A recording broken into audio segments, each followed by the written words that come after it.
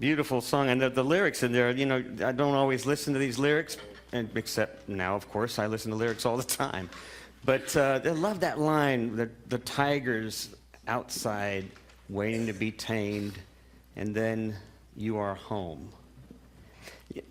The idea of this bear and of dancing with bears struck me simply because, again, when I heard that song, I don't remember where it was that I heard a couple of weeks ago, and I came across Dancing with Bears, it suddenly occurred to me, it's pretty much what the gospel's always been about. Now, for Native American traditions, most of them, the bear can represent a number of things, but primarily represents what you would sort of think of a bear. I mean, a bear is a lumbering, sort of peaceful, massive creature in the woods as long as you don't get in between it and its cubs, right? And then it becomes just this beast, this powerful, overwhelming beast. But there's a bit of wisdom somehow that the bear is revered for, and I think it's in that sort of juxtaposition between what is so risky, what is so overwhelmingly powerful, and what is so peaceful. And while we speak oftentimes of how our culture is very dualistic, I don't think that this is a dualism here. I think that's why the bear is such a fascinating image, is because it's all in the same creature, much like ourselves. So I was thinking about this text in particular, Psalms 23, and I was thinking about how this text is about that sort of juxtaposition, being in the presence of our enemies. Thou preparest the table. And of course, all of these things were happening this week. If you've been in the news, you've certainly heard about what's happened with terrorists across over the ocean, with another person, two maybe in the last couple of weeks, being executed. And then, of course, the violence that's in the Ukraine, and then our own crises and tragedies around here regionally and up in New England. And then locally, if you were involved at all with the Facebook pages and discussion with the Fort Worth Stock Show and Rodeo that happened over the last couple of weeks, one of our own local residents, a longtime resident, an imam, a Muslim imam, who was invited by the organizers to offer a prayer. Our own senior minister was there with a number of other ministers at that particular prayer breakfast. And he offered the blessing. And immediately there was a firestorm of responses at just how inappropriate this was. And it moved from inappropriate to offensive, and then it moved from offensive to just downright fear-mongering. And then it became paranoia that was just what my friend called, he told me, he says, this is called voluntary stupidity. Because people were now saying things without even thinking about what they were saying. They were just reacting, and we do that, don't we? I mean, we do that in the smallest of ways. We do that with our staff that we work with. If you work with multiple folks in a staff, the dynamics that are always present there. We do that with family members when there's a misunderstanding. We don't know what we don't know, but we react because it's part of our natural biology. It's because it's part of our natural tendency to build forts around us, to build walls of safety. And it exists at the very basic level of just how I feel in my own skin, or how you feel in yours, or where you're intimidated. A lot of things intimidate me, and being up in front here intimidates me quite a bit. I've been a performer most of my life, but people will say, well, you must just be a really extroverted, outgoing person. I am incredibly shy and introverted, and this kind of thing intimidates the heck out of me. And being around intelligent people really intimidates me, because I start stumbling. Storytelling has been great for me because it's allowed me to sort of at least focus some of what I want to say, because it's a story. But I'm not comfortable in my own skin. I'll just say that flat out. My wife bought me this for my birthday. Beautiful leather little portfolio to hold my little iPad mini in it. She said, this is really professional looking. She obviously hasn't learned yet. I mean, if you know me, you realize that's just not part of my nature. It's not part of my makeup to sort of exude a professionalism. Number one, I'm terribly self-conscious. I'm just below average height for men. Just below. I'm balding. I told folks here, we need to lower these cameras now. They need to be more eye level because I'm balding in the back. I'm not comfortable in my skin. I mean, some people will see me all week long and they're going like, Tom, you've been wearing the same jeans and sweater for the last 3 weeks. No, I have 4 pair of these things. It works. And I like to sort of perpetuate this myth that I'm really just a fixer-upper, right? I'm not really complete yet. That's okay. I mean, I'm not comfortable. And I think that's true for a lot of us. And it's hard in this culture because there's a lot of pressure in this culture in terms of identity and what is success and what's achievement and what's failure and how we measure that. And of course, we do that to ourselves even in our own groups. We measure ourselves constantly against one another. But it doesn't just stay there. It gets big. I mean, it gets global in the sense that we also align ourselves with others against others. And so we have these crazy discussions like the one that happened for the last couple of weeks at the Fort Worth Stock Show and Rodeo. A wonderful guy, wonderful guy. And I'm going to mispronounce his name. Bakutch is, I believe, how you pronounce it. But he's been around and been a part of the Tarrant area community of churches for years. He's been involved in missional projects that other churches are involved in. Just a beautiful, wonderful man. And just the just amazing fear that was generated.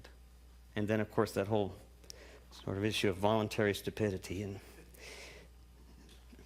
And even when things were thrown out there, when something was said, the Islam faith, Muslims as a whole are just out, they want everyone else dead, which was a wonderful irony when this Christian said, they don't accept other religions.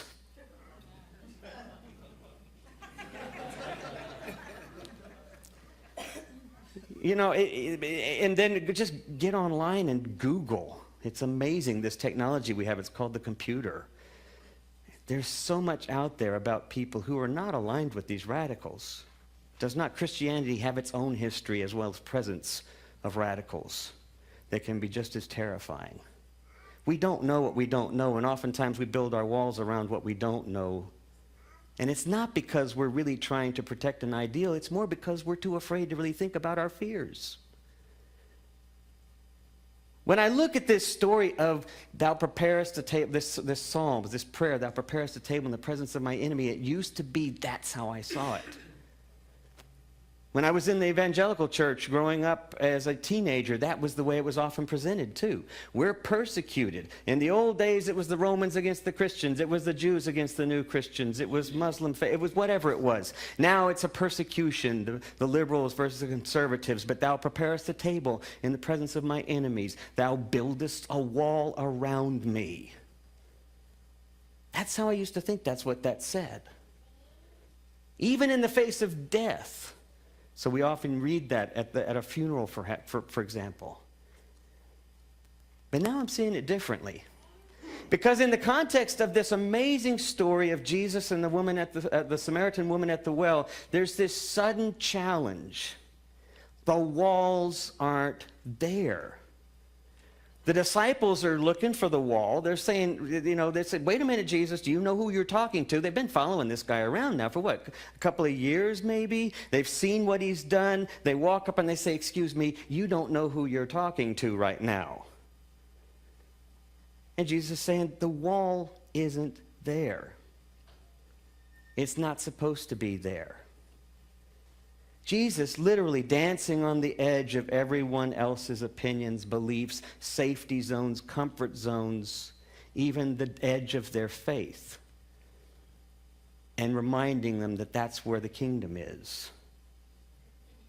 Reminding even this woman, that's 1 strike, Samaritan, 2 strikes, multiple partners over time, more strikes.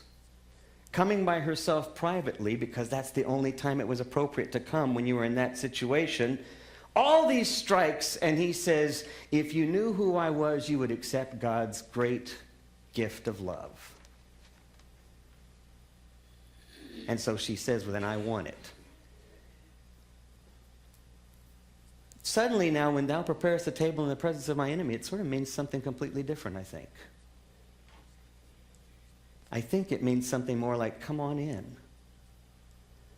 I think it means something like, here's the table, let's share this. Oh, you're my enemy. Come on, let's sit down. I think maybe that's what it means. Now, I don't know if I've shared this story in here. I'm going to share it real quick. I pastored a small church, and I won't say the name of the church, but I pastored this church, and it was one of the first churches I pastored on my own. It was a really interesting experience. Politics were going on at the time that I had taken it over, and it was coming up to the October election, and it was a local sheriff's race in this small community. And to my good fortune, both sheriffs were members of the church. And also, both parties and sheriffs and their allies wanted my support. And often would come to me to talk about the other. And I would try to remind them how we rise up above this. But it got nasty. It got pretty dirty. Politics can get that way. Small town politics even more so that way. And they're pointing fingers at each other. And then we had this amazing sort of, I didn't even think about it. It just happened. All of this stuff was going on where there were hearsay, there was gossip, there was this enmity between these two individuals and the families, but they were still at church on the same Sunday. They just sit in different places. And we had communion one Sunday. And it just so happened, out of pure luck or destiny, however you want to say it, but they both ended up at the rail at the same time.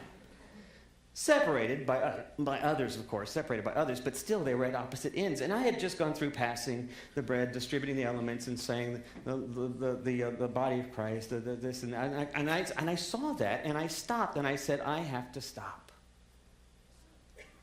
And then I said, isn't this interesting? One of them was a little bit angry when I said that. And it occurred to me, this is the whole idea. Thou preparest a table for me in the presence of my enemies, in the presence of my fear, in the presence of what I do not know that I do not know, but here it is, a feast. It was a wonderful illustration. I don't know who got it or not. I know that the politics simmered down just a little bit, but there was still tension, and one actually ended up leaving when he wasn't elected, and there was all this kind of stuff that continues to go on in churches, as we know. But I wonder how easy it is for us to put up the forts, and why we don't just challenge ourselves sometimes to grab hold of this idea. In the midst of my doubt, there's a feast. In the midst of my fear, there's a feast. I think that's where God is calling us. I'm going to share a song with you in just a minute that I'm going to ask the band to come on up here and get ready to play this song. If y'all want to, come on up. Aren't you in this? Oh, no, you're not in this one. No, that's right. I'm sorry. They didn't let you play on this one. There are small ways that we can challenge ourselves to get out of our shells. Certainly that's true. We can do all sorts of things, take different routes home, find ourselves in a different part of town. We might think, well, I don't ever drive over in that part of town. Go ahead and drive over in that part of town. We might think, I never walk over here. Go ahead and walk. We can challenge ourselves to do that.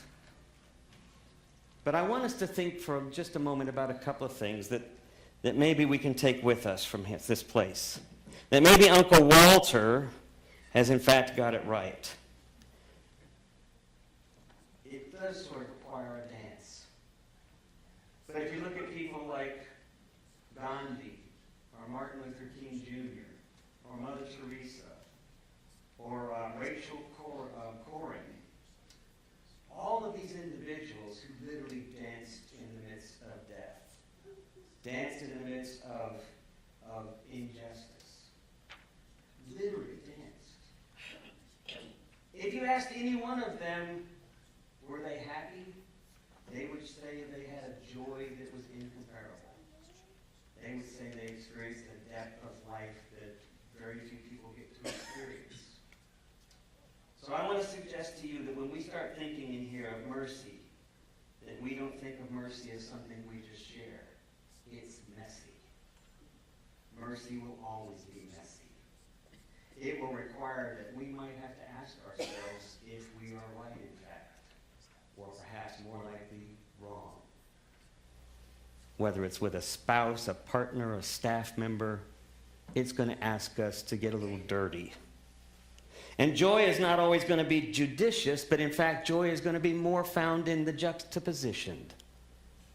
It's going to be found between the extremes. And you got to be willing to go there. And grace is not a given, but it's only going to be grown when it's grown in the soil of gratitude.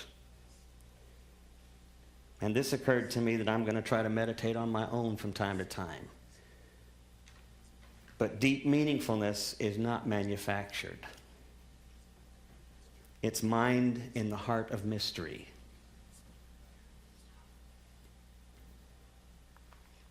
So I finished thinking about this, and then last week, not this past Monday, but the week before, I was thinking about with Brad some songs. I saw this wonderful post on Being, and it had this band called Second Child. They had entered a contest that was called the Tiny Desk Competition. It's on NPR. It's one of their competitions every year. You can go and you can see some of the winners of these competitions. This brand new band had their song on there, and it was called The Fort. So I just clicked it and listened to it, and I thought to myself, oh my gosh, these lyrics practically preach the message I'm trying to say. So I hope you can listen to them as they're singing, or they'll be up there as well. You can look. So we decided to do this song, but then about midweek I decided, well, wait just a second. I wonder who this band really is, because if this is an entry and they just put it in the competition, maybe we better let them know that we're going to do the song. I mean, it's just a common kind of courtesy. So I started searching. I couldn't find this band hardly anywhere. I looked all over the internet. This band it's a brand new band. These friends have come together. I don't think they have a whole lot of songs. This entry is their first recorded song ever. It's been out there for 2 weeks. I finally got hold of this person who lives in Seattle. Her name is Katie Kruppen. And I suspect that she's watching along with a lot of her friends, because they were so excited when I said we were going to play this song. And she said, why would you want to do this song in a church? And I'm sure she's figured that out now. But as you listen to this song, it's an absolutely beautiful message. And the fact that we sort of stumbled onto each other, which is kind of the nature of 1111. The nature of 1111 is sort of always reaching out there to find the connections. And so I hope they're blessed by what we're going to do, and I know you will be as well.